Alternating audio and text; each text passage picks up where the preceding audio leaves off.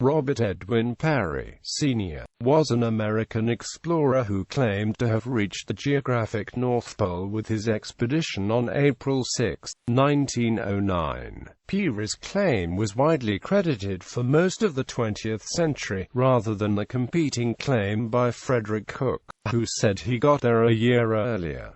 Both claims were widely debated in newspapers until 1913. Based on an evaluation of Peary's records, British polar explorer Wally Herbert concluded in a 1989 book that Peary did not reach the pole, although he may have been as close as 60 miles. His conclusions have been widely accepted but are in turn disputed by other authorities. Early life, education and career. Robert Edwin Peary was born on May 6, 1856, in Crescent, Pennsylvania, to Charles N. and Mary P. Peary. After his father Charles Peary died in 1859, Peary's mother took the boy with her and settled in Portland, Maine. After growing up in Portland, Peary attended Bowdoin College, some 36 miles to the north. He was a member of the Delta Kappa Epsilon and Phi Beta Kappa fraternities while at college. He graduated in 1877 with a civil engineering degree. After college, Peary worked as a draftsman making technical drawings in Washington, D.C., at the U.S. Coast and Geodetic Survey Office. He joined the United States Navy and on October 26, 1881, was commissioned as a civil engineer with the relative rank of lieutenant. He was initially assigned to duty in the tropics, as reflected in a diary entry he made in 1885. During his time in the Navy, he resolved to be the first man to reach the North Pole. In April 1886 he wrote a paper for the National Academy of Sciences proposing two methods for crossing Greenland's ice cap. One was to start from the west coast and trek about 400 miles to the east coast. The second, more difficult path was to start from Whale Sound at the top of the known portion of Baffin Bay and travel north to determine whether Greenland was an island or if it extended all the way across the Arctic. Peary was promoted to the rank of lieutenant commander on January 5, 1901, and to commander on April 6, 1902. Initial Arctic expeditions. Peary made his first expedition to the Arctic in 1886, intending to cross Greenland by dog sled, taking the first of his own suggested paths. He was given 6 months' leave from the Navy, and he received $500 from his mother to book passage north and buy supplies. He sailed on a whaler to Greenland, arriving in Godhavn on June 6, 1886. Peary wanted to make a solo trek, but a young Danish official named Christian Maegard convinced him he would die if he went out alone. Maegard and Peary set off together and traveled nearly 100 miles due east before turning back because they were short on food. This was the second farthest penetration of Greenland's ice sheet at that date. Peary returned home knowing more of what was required for long-distance ice trekking. Back in Washington attending with the U.S. Navy, Peary was ordered in November 1887 to survey likely routes for a proposed Nicaragua canal. To complete his tropical outfit he needed a sun hat, so he went to a men's clothing store. There he met 21-year-old Matthew Henson, a black man working as a sales clerk. Learning that Henson had 6 years of seagoing experience as a cabin boy, Peary immediately hired him as a personal valet. On assignment in the jungles of Nicaragua, Peary told Henson of his dream of Arctic exploration. Henson accompanied Peary on every one of his subsequent Arctic expeditions, becoming his field assistant and first man, a critical member of his team. Marriage and family. On August 11, 1888, Peary married Josephine Dibich, a business school valedictorian who thought the modern woman should be more than just a mother. Dibich had started working at the Smithsonian Institution when she was 20 years old, replacing her father after he became ill and filling his position as linguist. She resigned from the Smithsonian in 1886 upon becoming engaged to Peary. The newlyweds honeymooned in Atlantic City, New Jersey, then moved to Philadelphia because Peary was assigned there. Peary's mother accompanied them on the honeymoon and she moved into the Philadelphia apartment, but not without friction between the two women. Josephine told Peary that his mother should return to live in Maine. They had 2 children together, Mariana Ito and Robert Peary, Jr. Due to his life as an explorer, Peary was frequently gone for years at a time. In the first 23 years of his marriage, he spent only 3 with his wife and family. He missed the birth of his son and his early death. While in the Arctic years later, Peary had a long-term relationship with an Inuit woman, Elekasina. She bore him at least 2 children, including a son, Carly, identified in the late 1980s when he was an octogenarian. Second Greenland expedition. In 1891, Peary returned to Greenland, taking the second, more difficult route that he had laid out in 1886, traveling farther north to find out whether Greenland was a much larger land mass extending to the North Pole. He was financed by several groups, including the American Geographic Society, the Philadelphia Academy of Natural Sciences, and the Brooklyn Institute of Arts and Sciences.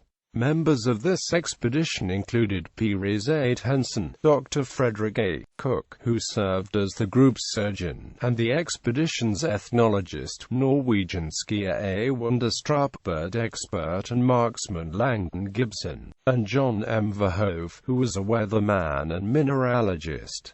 Peary also took his wife along as dietitian, though she had no formal training. Newspaper reports criticized Peary for bringing his wife. On June 6, 1891, the party left Brooklyn, New York, in the seal hunting ship SS Kite. In July, as Kite was ramming through sheets of surface ice, the ship's sign tiller suddenly spun around and broke Peary's lower leg. Both bones snapped between the knee and ankle. Peary was unloaded with the rest of the supplies at a camp they called Red Cliff, and a dwelling was built for his recuperation during the next 6 months. Josephine stayed with Peary. Gibson, Cook, Verhoeven and Astrup hunted game by boat, and became familiar with the area and with the Inuit people. Unlike most previous explorers, Peary had studied Inuit survival techniques. He built igloos during the expedition and dressed in practical furs in the native fashion. He adopted these practices both for heat preservation and to dispense with the extra weight of tents and sleeping bags when on the march by building igloos instead. Peary also relied on the Inuit as hunters and dog drivers on his expeditions. He pioneered the system of using support teams and establishing supply caches for Arctic travel. The Inuit were curious about the American party and came to visit Red Cliff. Josephine was intolerant of the Inuit people's smell, of the flea infestations, and of the food. However, she studied the people and kept a journal of her experiences. In September 1891, Peary's men took dog sled teams and pushed inland onto the ice sheet to lay caches of supplies. They did not go farther than 30 miles from Red Cliff. Peary's leg mended in February 1892.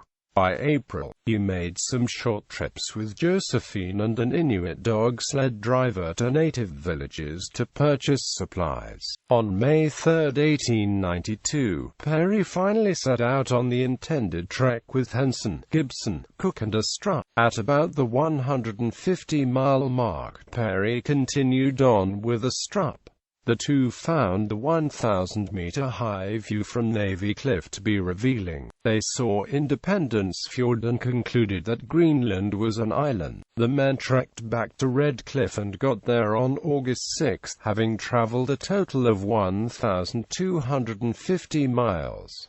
1898–1902 expedition. As a result of Peary's 1898–1902 expedition, he claimed an 1899 visual discovery of Jesup Land, west of Ellesmere. He claimed that his sighting of Axel Heiberg Land was prior to its discovery by Norwegian explorer Otto Sverdrup's expedition. This contention has been universally rejected by exploration societies and historians. However, the American Geographical Society and Royal Geographical Society of London honored Peary for tenacity, mapping of previously uncharted areas, and his discovery in 1900 of Cape Jesup at the north tip of Greenland. Peary also achieved a farthest north for the Western Hemisphere in 1902 north of Canada's Ellesmere Island. 1905–1906 expedition. Peary's next expedition was supported by a $50,000 gift by George Crocker, who was the youngest son of the banker Charles Crocker. Peary used the money for a new ship. The SS Roosevelt battled her way through the ice between Greenland and Ellesmere Island, establishing an American Hemisphere farthest north by ship. The 1906 Peary system, Dogsled Drive for the pole across the rough sea ice of the Arctic Ocean, started from the north tip of Ellesmere at 83 degrees north latitude. The parties made well under 10 miles a day until they became separated by a storm. Peary was inadvertently without companions sufficiently trained in navigation to verify his account from that point northward, with insufficient food, and with uncertainty about whether he could negotiate the ice between him and land. He made the best possible dash and barely escaped with his life off the melting ice. On April 20, he was no further north than 86 degrees 30 latitude. He claimed the next day to have achieved a farthest north world record at 87 degrees 06 and returned to 86 degrees 30 without camping, an implied trip of at least 72 nautical miles between sleeping, even assuming direct travel with no detours. After returning to Roosevelt in May, Peary in June began weeks of difficult travel by heading west along the shore of Ellesmere. He discovered Cape Colgate, for the summit of which he claimed in his 1907 book that he had seen a previously undiscovered far north Crocker Land to the northwest on June 24, 1906. A later review of his diary for this time and place found that he wrote, "No land visible." On December 15, 1906, the National Geographic Society of the United States, which was primarily known for publishing a popular magazine, certified Peary's 1905–06 expedition and farthest with its highest honor, the Hubbard Gold Medal. No major professional geographical society followed suit. In 1914, Donald Macmillan and Fitzhugh Green's expedition found that Crocker Land did not exist. Final 1908–1909 expedition. For his final assault on the pole, Peary and 23 men, including Ross Gilmore Marvin, set off from New York City on July 6, 1908 aboard the SS Roosevelt under the command of Captain Robert Bartlett. They wintered near Cape Sheridan on Ellesmere Island, and from Ellesmere departed for the pole on February 28, March 1, 1909. The last support party was turned back from Bartlett Camp on April 1, 1909, in latitude no greater than 87 degrees 45 north. On the final stage of the journey toward the North Pole, Peary told Bartlett to stay behind. He continued with 5 assistants, none capable of making navigation observations: American Matthew Henson, and Inuit Uta Ejijimgwa Sigluanuka. On April 6, 1909, he established Camp Gizib, allegedly within 5 miles of the pole. Peary was unable to fully enjoy the fruits of his labors. Upon returning to civilization, he learned that Dr. Frederick Cook, who had been a surgeon on the 1891–1892 Peary expedition, claimed to have reached the pole in 1908. After some court trials, Peary was proved right and Cook was declared wrong. Later life, Peary was promoted to the rank of captain in the Navy on October 20, 1910. By his lobbying, Peary headed off a move among some U.S. congressmen to have his claim to the pole evaluated by other explorers. Eventually recognized by Congress to have attained the pole, Peary was given the thanks of Congress by a special act of March 3, 1911. By a special act of Congress on March 30, 1911, Peary was promoted to the rank of Rear Admiral in the Navy Civil Engineer Corps retroactive to April 6, 1909, and retired the same day. Later in the same year, he retired to Eagle Island on the coast of Maine in the town of Harpswell. Following his retirement, Peary received many honors from numerous scientific societies of Europe and America for his Arctic explorations and discoveries. He served twice as president of the Explorers Club from 1909 to 1911 and 1913 to 1916. In early 1916, Peary became chairman of the National Aerial Coast Patrol Commission, a private organization created by the Aero Club of America. It advocated the use of aircraft in detecting warships and submarines off the U.S. coast. Peary used his celebrity to promote the use of military and naval aviation, which led directly to the formation of Naval Reserve Aerial Coastal Patrol units during the First World War. At the close of the First World War, Peary proposed a system of 8 airmail routes, which became the genesis of the U.S. Postal Service's airmail system. Admiral Peary died in Washington, D.C. on February 20, 1920. He was buried in Arlington National Cemetery. More than 60 years later, Matthew Henson was honored by being reinterred nearby in Arlington Cemetery on April 6, 1988. Treatment of Inuit. Peary has been criticized for his treatment of the Inuit, especially for bringing back 6 Inuit from Greenland to the United States in 1897.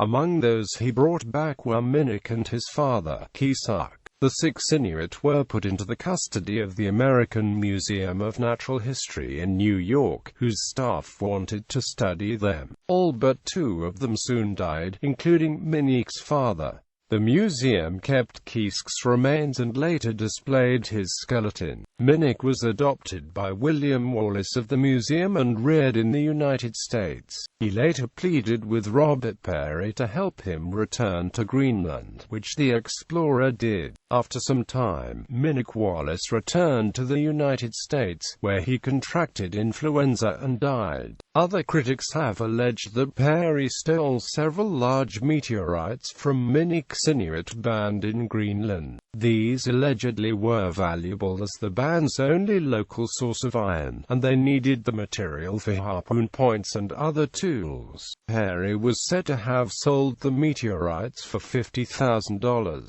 Peary and his aide Henson both had relationships with Inuit women outside of marriage and fathered children with them. Cook and his followers criticized Peary for this behavior during the admiral's lifetime. If the account had been widely believed, it likely would have damaged his advancement. Peary appears to have started his relationship with his Inuit wife Alekasina when she was about 14 years old. Peary's chief financial backer for his expeditions was New York philanthropist Morris Ketchum Jessup. a major force in the founding of Anthony Comstock's New York Society for the Suppression of Vice. Many fellow explorers knew the facts about Peary and his Inuit wife, but he had no wish to mention them publicly. They worried about endangering their own financial backing by geographical societies of their Inuit relationships. By the 1960s, these facts were widely acknowledged. Wally Herbert noted the relationship and children in his book on Peary's 1909 expedition, published in 1989.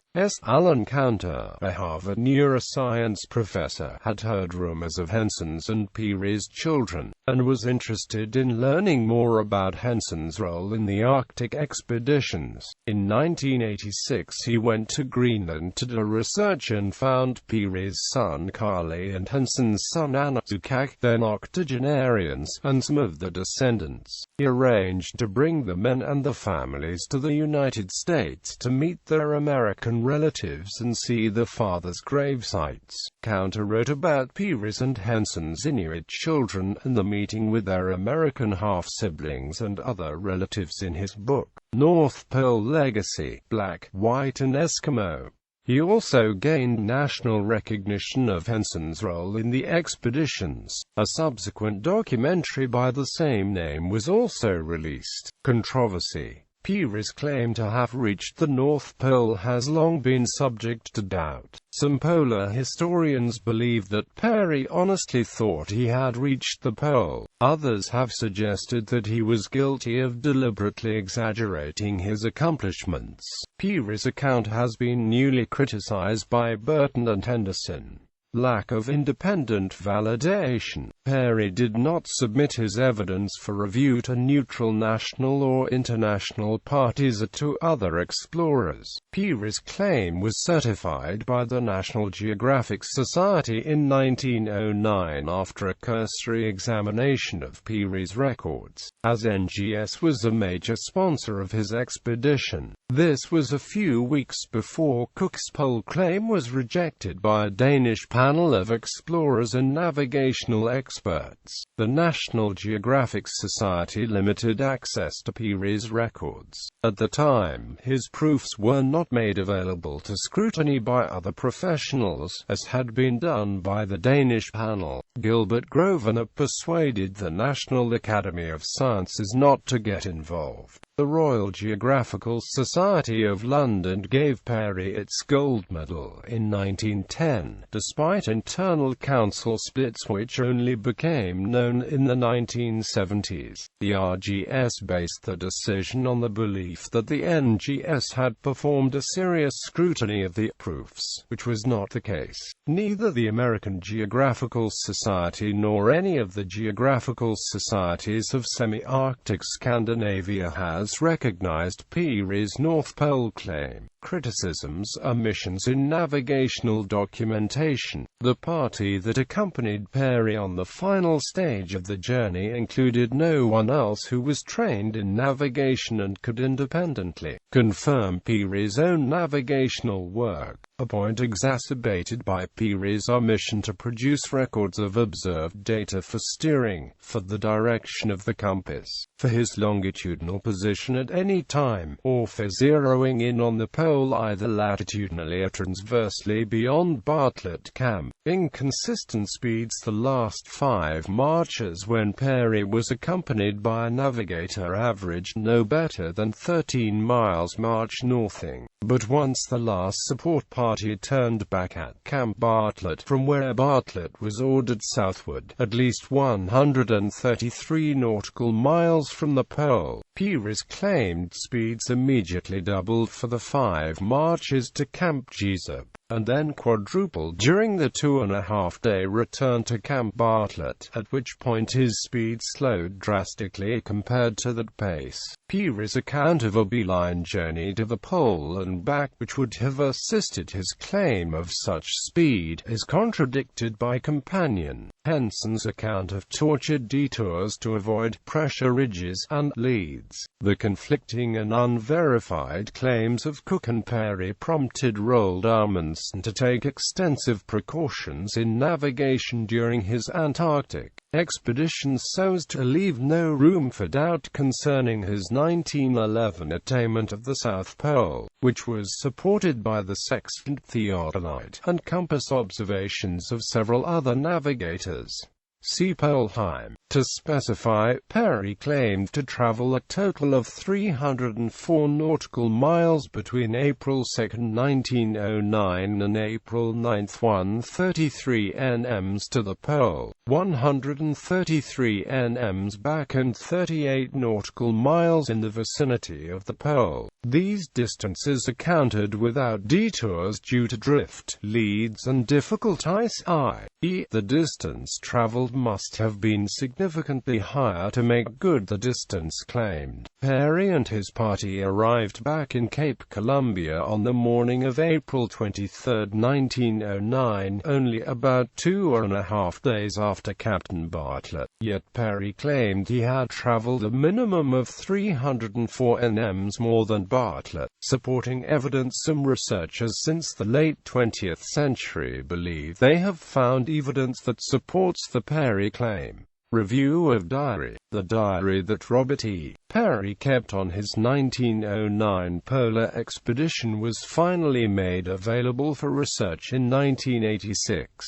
Historian Larry Schweikart examined it, finding that the writing was consistent throughout, that there were consistent pemmican and other stains on all pages, and that all evidence was consistent with the conclusion that Peary's observations were made on the spot he claimed. Schweikart had compared the reports and experiences of Japanese explorer Naomi Uemura, who reached the North Pole alone in 1978, to those of Peary and found they were consistent. However, Peary made no entries in the diary on the crucial days 6 and 7 of April 1909, and his famous words, "the pole at last," allegedly written in his diary at the pole, were written on loose slips of paper that were inserted into the diary. 1989 National Geographic Society Studies. In 1984 the National Geographic Society commissioned the Arctic explorer Wally Herbert to write an assessment of Peary's original 1909 diary and astronomical observations. As Herbert researched the material, he came to believe that Peary must have falsified his records and concluded that he did not reach the pole. His book, The Noose of Laurels, caused a furore when it was published in 1989.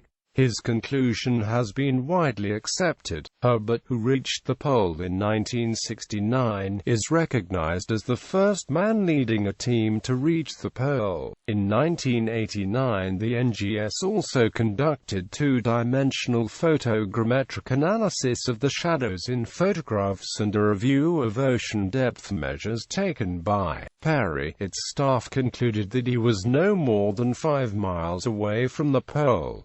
Peary's original camera has not survived. Such cameras were made with at least 6 different lenses from various manufacturers. The focal length of the lens, and hence the shadow analysis based on it, must be considered uncertain at best. The NGS has never released Peary's photos for independent analysis. Specialists questioned the Society's conclusions. The NGS commissioned the Foundation for the Promotion of the Art of Navigation to resolve the issue, reporting on its conclusion that Peary had reached the pole. Gilbert M. Grosvenor, president of the NGS, said, "I consider this the end of a historic controversy and the confirmation of due justice to a great explorer." Quote, "The Navigation Foundation's full report of December 11, 1989 has been published and is available here." Review of depth soundings. Supporters of Peary and Henson assert that the depth soundings they made on the outward journey have been matched by recent surveys, and so the claim of having reached the pole is confirmed. Only the first few of the Peary party's soundings, taken nearest the shore, touched bottom. Experts have said the usefulness is limited to showing that he was above deep water. Peary stated that he made no longitudinal longitudinal observations during his trip, only latitude observations.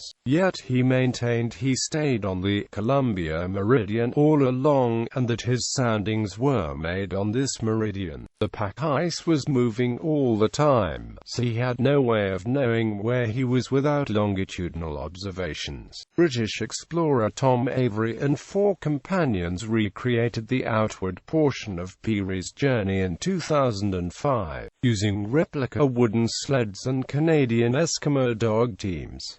They ensured the sled weights were the same as Peary's sleds throughout their journey. They reached the North Pole in 36 days, 22 hours, nearly 5 hours faster than Peary. Avery writes on his website that, "The admiration and respect which I hold for Robert Peary, Matthew Henson and the 4 Inuit men who ventured north in 1909 has grown enormously since we set out from Cape Columbia. Having now seen for myself how he traveled across the pack ice, I am more convinced than ever that Peary did indeed discover the North Pole." Quote, "After reaching the pole, Avery and his team were airlifted off the ice rather than returning by dogsel." Analysis of the speeds made by Avery did more to cast doubt on Peary's claim than to confirm it. While Peary claimed 130 nautical miles made good in his last 5 marches, horrific ice conditions meant that Avery managed only 71 in his last 5 marches. Avery never exceeded 90 nautical miles in any 5-day stretch, and was losing over 7 miles a day at this time to the southerly drift of the ice. Avery matched Peary's overall 37-day total in part because Peary was held up by open water for 5 days at the Big Lead, but Peary had a team consisting of 133 dogs and 25 men, meaning he was able to keep his polo party fresh for the sprint to the pole. Peary's team was more experienced than Avery's at dog sledding.